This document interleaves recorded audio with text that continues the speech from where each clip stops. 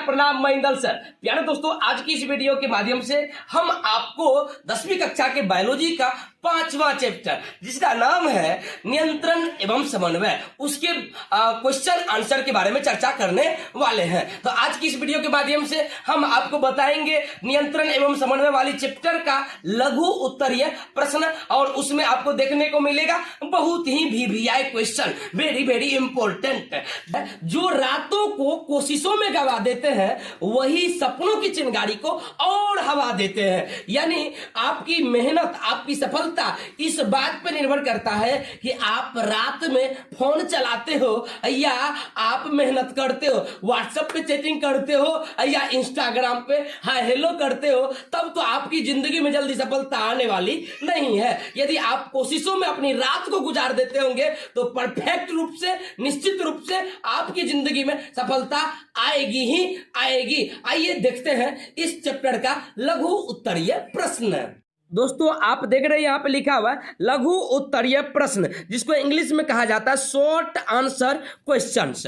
आप 1 number question को देख रहे हैं, यहाँ पे लिखा हुआ है जीवों के अंगों एवं अंगतंत्रों के कार्यों का समन्वय एवं नियंत्रण क्यों जरूरी होता है। यानी जीवों के अंग एवं अंगतंत्र जो है उसके कार्यों का समन्वय और नियंत्रण क्यों जरूरी है, ये आपको जवाब देना पड़ेगा। और ये क्वेश्चन जो है आपको 2 मार्क्स में पूछा जाता है। ये 2 मार्क्स वाला क्वेश्चन है। आइए इसका आंसर देखते हैं।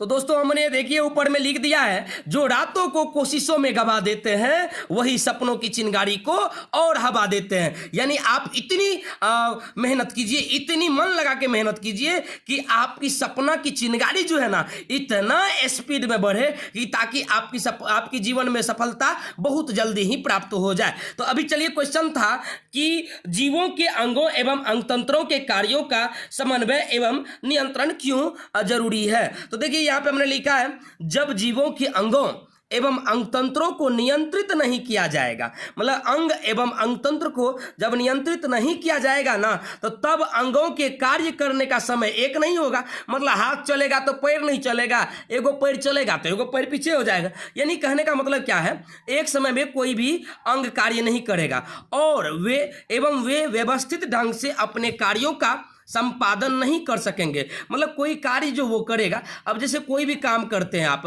पानी पीते हैं तो पानी पीने के टाइम में आप देखिएगा आपकी मुंह, आपकी हाथ, आपकी आंखें, ये सब साथ देती है तब आप पानी पीते हैं। हाथ में भी आप उंगली साथ देगा, नहीं तो लोटा तो छूट जाएगा आपके हाथ से। यानी व्यवस्थित ढंग से काम नहीं करेगा जब आपका अंग और अंगतंत्र ये नियंत्रित नहीं रहेगा तब। इसलिए जीवों के विभिन्न अंगों एवं अंगतंत्रों का समन्वय एवं नियंत्रण उनके विभिन्न कार्यों के कुशल संचालन मतलब होता है अच्छी ढंग से, अच्छे तरीका से करने के लिए अनिवार्य है। दोस्तों, आप क्वेश्चन देख रहे हो, यहाँ पे है जिबरेलिन्स की मुख्य उपयोगिता क्या है। यानी जिबरेलिन्स एक जो पादप हार्मोन है, कल हमने जो चर्चा किया था आप लोगों को कि पादप हार्मोन 5 है और उसमें से एक जिबरेलिन्स भी है। तो इसकी आज आपको क्या लिखना, उपयोगिता। आइए देखते हैं इसकी उपयोगिता क्या क्या है। दोस्तों, जिबरेलिन्स की मुख्य उपयोगिता देखिए क्या है। सबसे पहले तो देखिए, जिबरेलिन्स को वृद्धिवर्धक हार्मोन कहा जाता है। वृद्धिवर्धक हार्मोन कहने का मतलब हुआ पौधों की लंबाई में वृद्धि करवाने वाली हार्मोन है ये। मतलब जिबरेलिन्स की वजह से पौधों की लंबाई में वृद्धि होती है, इसलिए इसको कहा गया वृद्धिवर्धक हार्मोन। और जिबरेलिन्स के द्वारा पौधे के स्तंभ की लंबाई में वृद्धि होती है। अब स्तंभ क्या होता है, खंबा टाइप का जो सील जो होता है, जिसका लकड़ी तख्ता चिराते हैं अपना लोग, तख्ता सब ठेठी में तो अपना लोग समझ सकते हैं। पलंग कुर्सी जो बनता है आप लोगों को ब्याह शादी में ना जो गिफ्ट में दिया जाता है। जिबरेलिन्स के द्वारा पौधे के स्तंभ की लंबाई में वृद्धि होती है, ये पहला उपयोगिता है। और बड़े आकार के फलों, जिसे बड़ा बड़ा फल है उसका उत्पादन करने में, बड़े बड़े आकार की फूल का उत्पादन करने में जिबरेलिन्स का ही उपयोग किया जाता है। यानी कुल मिला के आप जब देखिएगा तो पौधे की स्तंभ की लंबाई में वृद्धि करता है, बड़े आकार के फलों की उत्पादन में सहायता करता है, उसके बाद फलों की उत्पादन में भी सहायता करता है। तो आइए तीसरा क्वेश्चन देखते हैं।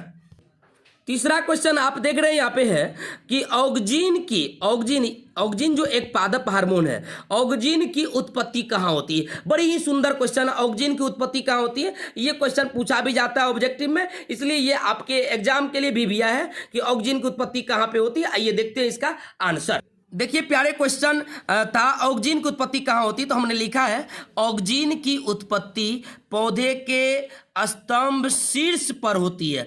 स्तंभ तो आपने समझ गया, खंभा टाइप का जो होता है, पौधे के स्तंभ शीर्ष पर ऑक्जिन की उत्पत्ति होती है और ऑक्जिन एक वृद्धिवर्धक हार्मोन है। अभी हमने तुरंत आपको बताया जिबरेलिन्स जिस प्रकार से वृद्धिवर्धक हार्मोन है, उसी प्रकार से ऑक्जिन भी एक वृद्धिवर्धक हार्मोन है, यानी इसकी उत्पत्ति हो गया पौधे के स्तंभ के शीर्ष पर।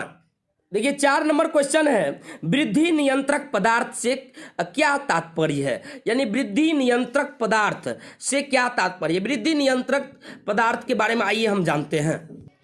देखिए हमने लिखा है वृद्धि नियंत्रक पदार्थ देके डैश दिया है और सुंदर सी भाषा में लिखा है। ये भाषा अपनी भाषा, मतलब इन बड़ी बुक का लैंग्वेज डायरेक्ट नहीं उठाया गया, इनको हमने अपनी भाषा में कन्वर्ट करके परिभाषा लिखने का प्रयास किया है। देखिए कह रहा है कि वृद्धि नियंत्रक पदार्थ क्या है, तो वह कार्बनिक यौगिक, यानी वृद्धि नियंत्रक पदार्थ जो है एक कार्बनिक यौगिक है जो पौधा से उत्पन्न नहीं होता है। जैसे अभी आपने देखा था पादप हार्मोन 5 है और पांचों पादप से ही उत्पन्न होता है, लेकिन ये वृद्धि नियंत्रक पदार्थ जो है ये आपको पादप से उत्पन्न नहीं होता, पौधा से उत्पन्न नहीं होता है, लेकिन पादप हार्मोन की तरह कार्य करता है। मतलब देखिए जो काम आपको पादप हार्मोन करेंगे वही काम वृद्धि नियंत्रक पदार्थ भी करता है। यह वृद्धि नियंत्रक पदार्थ वही काम करता है, लेकिन यह पादप से उत्पन्न नहीं होता है।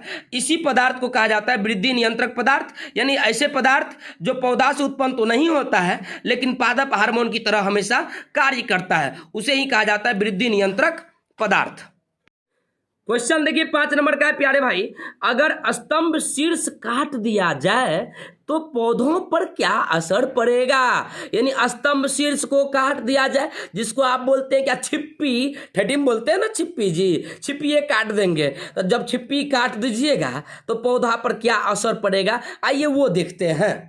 हम यहाँ पे लिखे हैं अगर पौधा का स्तंभ शीर्ष काट दिया जाए, यानी पौधा की जब छिप्पी को ही काट दिया जाए तो पौधा की लंबाई में वृद्धि रुक जाती है। बताइए जब आप टुसिए काट दीजिएगा तो पौधा बढ़ेगा कैसे, यानी पौधा की लंबाई रुक जाएगी और पार्श्व शाखाएं निकलने लगती है। मतलब तब क्या होगा, ठल्ली तली ज्यादा निकलने लगता है। आप देखे होंगे आपके समाज में बहुत सारा ऐसा पौधा है, ऐसे जंगल में बहुत सारी ऐसी पौधा है जिसके छिप्पी को काट देने के बाद क्या होता है वो उसमें ज्यादा डंठल निकलने लगता है। तो यानी पौधा की अगर स्तंभ शीर्ष को काट दिया जाए तो पौधा की लंबाई में वृद्धि रुक जाता है और पार्श्व शाखाएं निकलने लगती है। तो और जो भी क्वेश्चन आपको बचा हुआ है उसका अगला वीडियो में हम बना रहे हैं। जय हिंद, जय भारत।